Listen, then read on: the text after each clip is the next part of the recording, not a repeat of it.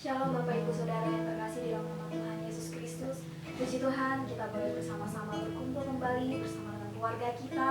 Kita mau menaikkan setiap ucapan syukur, kemuliaan, hormat, pujian bagi nama Tuhan. Kiranya kita boleh bersama-sama untuk menaikkan yang terbaik bagi nama Tuhan. Mari kita siapkan hati kita. Kita mau datang dalam hadirat Tuhan. Walaupun situasi saat ini membuat kita harus dipisahkan dengan jarak, tapi tidak membuat Tuhan untuk bekerja dalam hidup kita. Mari kita angkat setiap penyembahan kita, karena kita percaya bahwa Dialah satu-satunya Tuhan yang kita andalkan, satu-satunya yang memberikan kita kekuatan, dan satu-satunya yang menolong setiap hari-harinya yang kita lewati bersama-sama. Terima kasih Tuhan.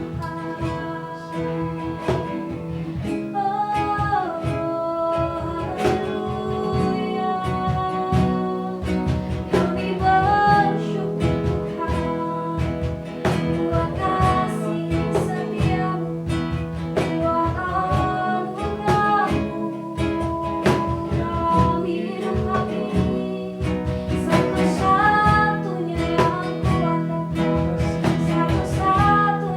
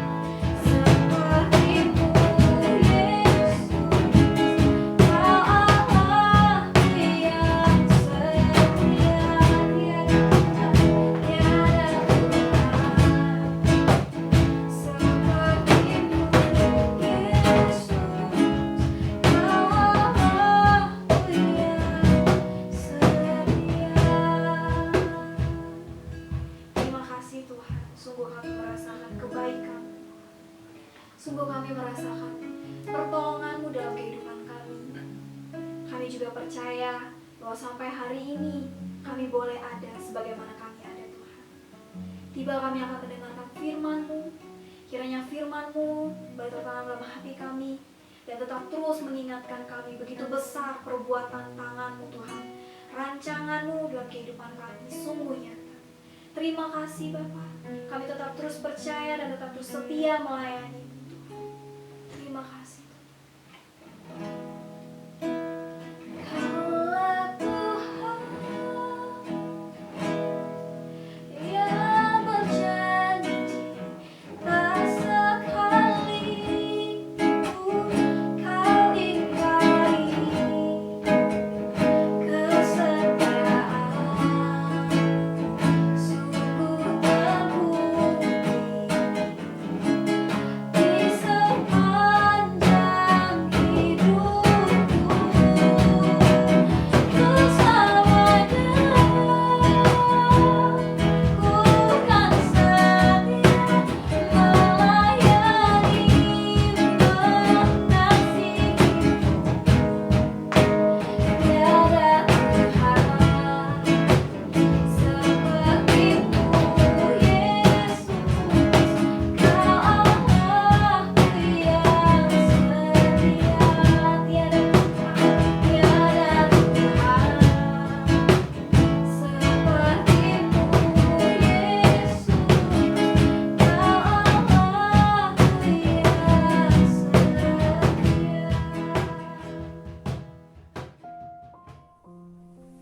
Terima kasih Tuhan Yesus, terima kasih untuk kasih-Mu sehingga hamba masih dapat berdiri di tempat ini untuk menyampaikan kebenaran firman-Mu. Terima kasih untuk kekuatan yang Engkau berikan sehingga apapun yang akan hamba sampaikan biarlah Engkau memberkati Tuhan. Engkau juga memberikan hamba kata-kata sederhana dan dapat mudah dimengerti oleh banyak orang sehingga kebenaran-Mu dapat kami lakukan dalam kehidupan kami. Hamba juga berdoa untuk setiap Bapak Ibu jemaat yang ada di rumah, baik mereka di kantor. Engkau memberkati mereka saat mereka menonton ibadah ini, biarlah mereka diberkati melalui kebenaran firman-Mu. Engkau juga memberkati buat kami yang pelayan-pelayan yang saat ini ikut dalam pelayanan. Engkau memberkati kami semuanya, biarlah kami tetap dalam lindungan-Mu. Terima kasih Tuhan Yesus, terima kasih Bapa. Hanya dalam nama Tuhan Yesus kami berdoa dan mengucap syukur. Haleluya. Amin. Shalom Bapak Ibu, saudara-saudara yang terkasih dalam nama Tuhan. Apa kabar pada hari ini? Pasti luar biasa baik. Oke, langsung saja. Mari kita buka kebenaran firman Tuhan yang terdapat dalam Mazmur 46 ayat 2. Saya akan membacakannya. Allah itu bagi kita tempat perlindungan dan kekuatan, sebagai penolong dalam kesesakan sangat terbukti. Pada minggu ini saya akan memberi tema yaitu penolong dalam kesesakan. Di masa pandemi ini, pernahkah kita mengingat kapan Tuhan terakhir kali tidak menolong kita ketika kita menghadapi permasalahan yang sangat sulit dalam hidup kita? Pastinya Tuhan akan selalu menolong kita. Pernahkah kita merasa Tuhan meninggalkan kita ketika kita mengalami kesesakan hidup? Saya rasa kita semua pernah memiliki masalah yang cukup besar sehingga membuat kita bingung dan tidak tahu harus berbuat apa untuk menyelesaikan permasalahan tersebut.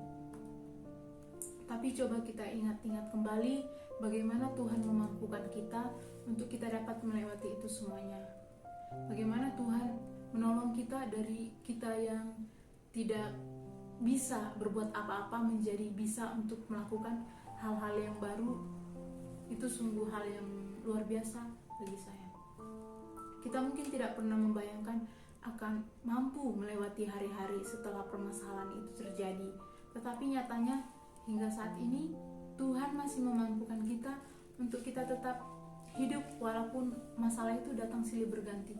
Kita masih bisa untuk melakukan kegiatan kita sehari-hari, untuk melakukan apa yang menjadi kebutuhan kita. Kita masih bisa mencapainya itu. Karena apa? Karena itu Tuhan masih memampukan kita untuk kita melakukan sesuatu itu. Walaupun kadang kita merasa, Tuhan, aku tidak bisa untuk melakukan ini, aku tidak bisa untuk melakukan itu. Tetapi Tuhan masih memberikan pertolongan pada waktunya. Tuhan masih mengangkat kita saat kita terjatuh. Dan juga Alkitab terbitan Lembaga Alkitab Indonesia memberi judul dari Mazmur 46 ini dengan kata Allah kota benteng kita. Arti dari kota benteng itu bukan berarti kota yang kuat dan tidak akan pernah diserang oleh siapapun. Nyatanya sejarah membuktikan bahwa ketika ada kota yang memiliki benteng, itu berarti kota tersebut sangat sering diserang oleh musuh. Maksudnya kota itu akan sering diserang oleh musuh karena musuh tahu, oh itu memiliki tempat yang bisa untuk dicuri, tempat untuk bisa diambil apa yang ada di dalam tempat tersebut. Justru semakin tebal dan kokoh benteng yang dibangun menunjukkan bahwa kota tersebut sangat sering menerima serangan oleh musuh. Demikian juga dengan kehidupan kita sebagai orang percaya. Tuhan adalah kota benteng kita. Itu berarti kehidupan kita sebagai anak-anak Tuhan bukanlah kehidupan yang tanpa masalah, melainkan kehidupan yang selalu dipenuhi oleh masalah. Hanya saja Tuhan selalu melindungi kita. Ketika kita dalam permasalahan, Tuhan akan memampukan kita untuk menghadapi permasalahan tersebut. Artinya Tuhan akan selalu melindungi kita. Tuhan gak pernah memberikan pencobaan itu di atas kekuatan kita, tapi Tuhan akan memampukan kita. Tuhan akan memberi kekuatan yang baru untuk kita tetap bisa berharap kepada Tuhan, tetap mengandalkan Tuhan. Tuhan adalah tempat perlindungan dan kekuatan kita. Tempat perlindungan berarti Tuhan adalah satu-satunya pihak yang dapat kita andalkan dalam kehidupan kita. Mungkin saudara-saudara atau bapak ibu selama ini mengandalkan istri, suami, anak-anak, keluarga, bahkan orang-orang yang dapat Anda percaya. Tapi percayalah, tidak ada tempat berlindung yang lebih baik daripada Tuhan, karena Tuhan yang lebih mengerti isi hati kita. Mungkin saat ini kita bisa cerita kepada tetangga, kepada suami kita atau kepada istri kita tentang apa yang kita alami, tapi yang lebih mengerti itu Tuhan. Tetangga dan keluarga hanya bisa, oh iya kayak gini, tapi mereka tidak memberikan solusi. Malahan kebanyakan orang makin menambah masalah itu. Tetapi saat kita menyerahkan seluruh pergumulan kita tetap berharap kepada Tuhan, maka Tuhan yang akan ikut campur tangan. Tuhan bukan hanya sekedar, oh kamu mengalami masalah, bukan seperti itu saja, tapi Tuhan akan memberikan jalan yang terbaik. Bahkan apa yang kita pikirkan, bahkan yang jauh lebih baik yang Tuhan berikan kepada kita. Mungkin kita memiliki keluarga, saudara, dan teman yang dapat diandalkan seperti saya bilang tadi. Tapi yakinlah, itu tidak menjamin untuk kita tetap bisa hidup damai sejahtera. Karena damai sejahtera yang sesungguhnya itu ialah ketika Bapak Ibu Saudara-saudara mengandalkan Tuhan. Ketika Bapak Ibu Saudara-saudara saat mengalami problema, saat mengalami jatuh bangun, saat hari ini mungkin tidak tahu harus berbuat apa, Anda merasa Anda dikecewakan oleh orang lain, Anda merasa dikhianati oleh orang lain, tapi percayalah, Tuhan akan tetap ada dalam hidup saudara. Tidak hanya menjadi tempat perlindungan, Tuhan juga memberikan kekuatan kepada kita sehingga kita dapat merasakan perlindungan yang sesungguhnya. Maksudnya perlindungan yang sesungguhnya itu Tuhan itu benar-benar ada di samping kita. Saat kita merasa sendiri, Tuhan itu ada di samping kita. Tuhan itu ada di mana-mana sepanjang hidup kita. Walaupun Tuhan tidak terlihat, tapi Dia bisa kita rasakan, Bapak Ibu. Dia bisa selalu ada di samping kita. Dan juga masalah demi masalah boleh ada, persoalan demi persoalan boleh datang. Namun itu semua akan menjadi faktor yang mendorong kita untuk semakin bertumbuh di dalam Tuhan. Dengan adanya masalah, dengan adanya problem, kita akan semakin dekat kepada Tuhan. Mungkin kalau saya, Bapak Ibu, bahkan anak-anak muda yang ada di rumah, mungkin kalau tidak memiliki permasalahan atau problem, saya yakin kita sangat jarang untuk mencari Tuhan. Karena dengan adanya masalah ini, kita semakin berharap kepada Tuhan. Kita tahu, oh hanya Tuhan yang dapat menolong saya. Hanya Tuhan yang dapat memberikan saya kekuatan, hanya Tuhan yang dapat memberikan saya perlindungan yang sesungguhnya. Saya sini akan memberikan contoh Raja Daud. Kita melihat Daud bertahun-tahun berada dalam ancaman bahaya karena dikejar-kejar oleh Raja Saul, dikarenakan Raja Daud lebih kuat, Raja Daud lebih dikagumi oleh bangsa Israel, sehingga Raja Saul menjadi iri kepada Daud. Dia ingin menjatuhkan Raja Daud bagaimanapun caranya, sehingga dia mengumpulkan pasukannya untuk membunuh Raja Daud. Tetapi ketika Daud mengandalkan Tuhan, Tuhan memberikan solusi terbaik. Daud lari dari tempat itu sehingga dia boleh hidup bersama pasukannya di negara lain. Mungkin di hari-hari ini atau di masa pandemi ini, saudara terancam untuk membayar uang sekolah anak saudara. Mungkin Bapak Ibu juga terancam dalam bisnis, terancam dalam usaha yang ingin gulung tikar dikarenakan berkurangnya customer. Tapi itu tidak menghalangi untuk kita tetap mengandalkan Tuhan. Jika kita melihat kebaikan Tuhan, maka jauh lebih besar kebaikan Tuhan daripada permasalahan yang kita alami, Bapak Ibu, saudara-saudara. Poin yang pertama itu yang mau saya bagikan, Daud semakin dekat dengan Tuhan. Dengan adanya permasalahan yang dialami Daud tidak menjadi jauh dari Tuhan. Daud malahan semakin dekat dengan Tuhan. Daud mengalami indahnya jamahan dan kuasa Tuhan ketika ia dikejar-kejar oleh musuh. Justru dalam kondisi itu lahir banyak mazmur pujian Daud yang begitu indah kepada Tuhan. Bapak Ibu, biarlah ketika kita mengalami permasalahan, kita semakin dekat kepada Tuhan. Bukan kita, oh Tuhan, permasalahanku seperti ini, udah aku gak mau lagi mengikut Engkau, aku tidak mau lagi beribadah, aku tidak mau lagi membaca kebenaran firman Tuhan. Itu tidak menjadi penghalang untuk kita jauh dari Tuhan, Bapak Ibu. Yang kedua, Tuhan sebagai penolong dalam kesesakan sangat terbukti.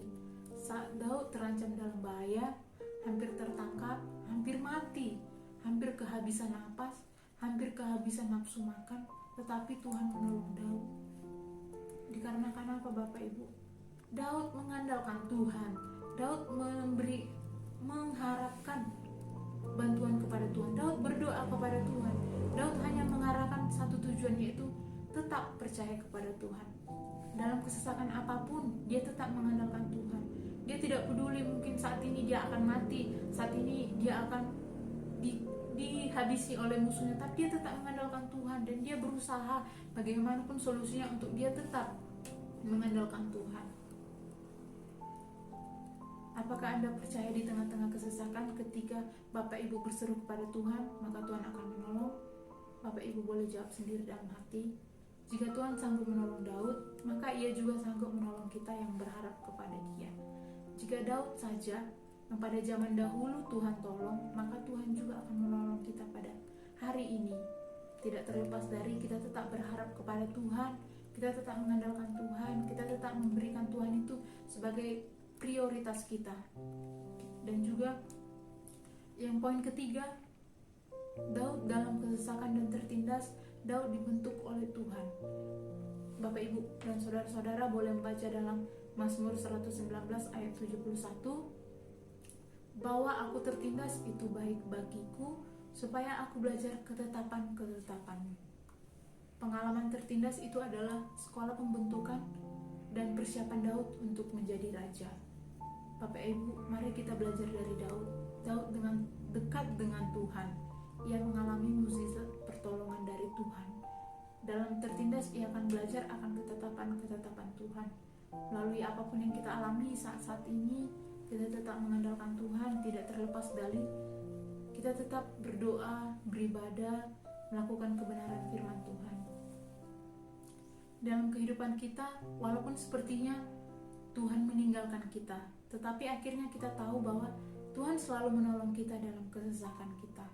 Ia adalah Tuhan yang sama yang selalu menolong orang-orang percaya kepadanya ketika mereka berada dalam kesesakan.